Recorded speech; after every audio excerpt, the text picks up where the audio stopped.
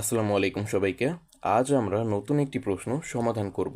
দেখো, উদ্দীপকে দেওয়া আছে এক্স ও ওয়াই। এখানে এক্স দ্বারা CH2 ডবল বন্ড CH2কে বোঝানো হয়েছে। এই CH2 ডবল বন্ড CH2 এটার নাম কি? এটা হচ্ছে তোমার ইথিন, অর্থাৎ এটি অ্যালকিনের সদস্য। ঠিক আছে। আর এটি হচ্ছে CH3CH2OH, এটা কিন্তু ইথানল বা অ্যালকোহল সদস্য। ঠিক আছে, আশা করি বুঝতে পেরেছো। দেখো, এখানে কিন্তু অ্যালকোহল মূলক আছে OH। ঠিক আছে, তার মানে এটি ইথানল। ঠিক আছে, কিভাবে বুঝলাম? দেখো, অ্যালকোহলের সাধারণ সংকেত আছে।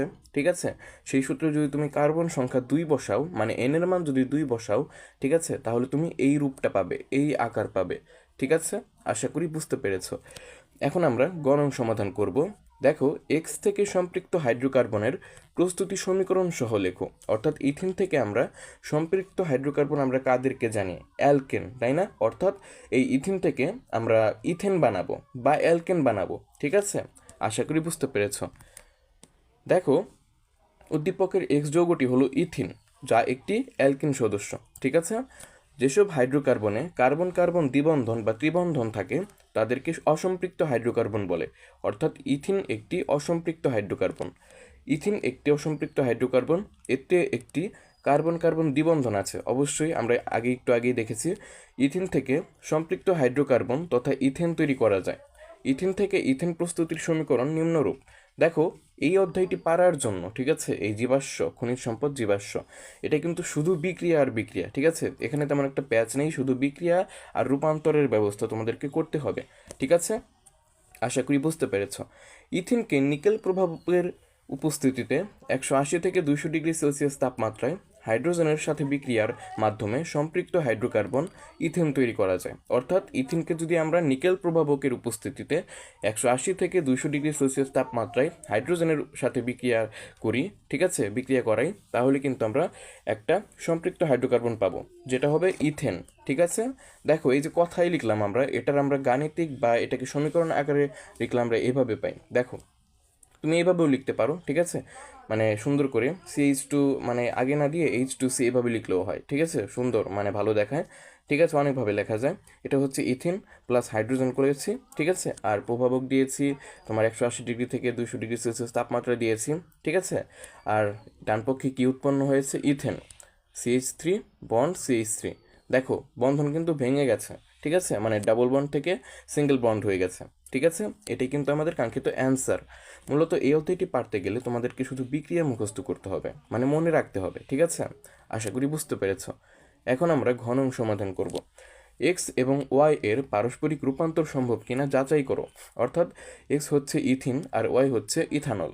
ঠিক আছে, অর্থাৎ ইথিন থেকে ইথানল বানাতে হবে, আবার ইথানল থেকে ইথিন বানাতে হবে। ঠিক আছে, এটার পারস্পরিক রূপান্তর করব আমরা।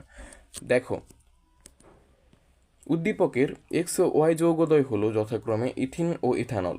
ইথিন থেকে ইথানল এবং ইথানল থেকে ইথিন, অর্থাৎ তাদের পারস্পরিক রূপান্তর সম্ভব। কিভাবে করব আমরা? দেখো, প্রথমে আমরা ইথিন থেকে ইথানল বানাবো। ফসফরিক অ্যাসিড প্রভাবকের উপস্থিতিতে ইথিন পানি বাষ্পের সাথে উচ্চ তাপ এবং উচ্চ চাপে বিক্রিয়া করে ইথানল উৎপন্ন করে। দেখো, এই কথাটিকে আমরা বিক্রিয়ার মাধ্যমে লিখব। দেখো, ইথিনকে যদি আমরা পানির সঙ্গে বিক্রিয়া করাই, কিন্তু ফসফরিক অ্যাসিড কিন্তু মানে উপস্থিত থাকতে হবে প্রভাবক হিসেবে। ঠিক আছে, এবং 300 ডিগ্রি সেলসিয়াস তাপমাত্রা থাকবে, 60 ATM চাপ থাকবে। ঠিক আছে, মানে উচ্চ চাপ এবং উচ্চ তাপ থাকবে। ঠিক আছে, মানে নির্দিষ্ট কিন্তু পাঠ্য বইয়ে আছে। ঠিক আছে, অর্থাৎ এইভাবে আমরা যদি বিক্রিয়া করি তাহলে আমরা কি পাই? Ethanol, CH3CH2OH। ঠিক আছে, দেখো, আমরা কিন্তু ইথিন থেকে ইথানল পেয়ে গেছি।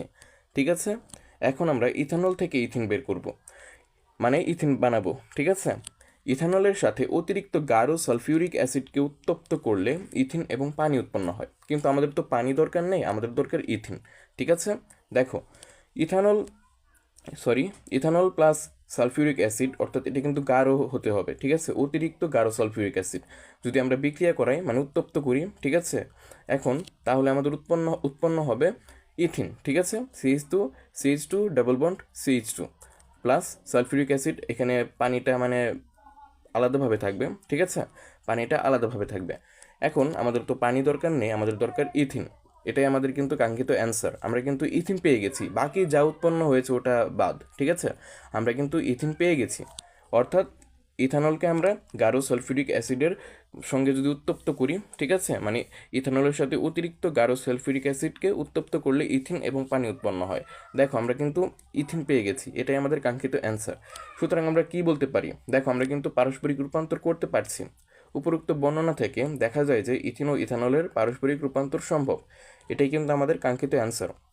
মূলত এই অধ্যায়ে মানে যখন তোমরা একাডেমিক ক্লাস করেছো মানে বেসিক তো অবশ্যই জানবে, ঠিক আছে, ওটা তো আলাদা ব্যাপার, কিন্তু এই অধ্যায়ে বিক্রিয়াগুলো মনে রাখতে হবে, ঠিক আছে। এখানে মানে তোমার কোয়েশ্চেন সলভ করার ক্ষেত্রে তেমন একটা মানে মানে ই করতে হয় না, ঠিক আছে।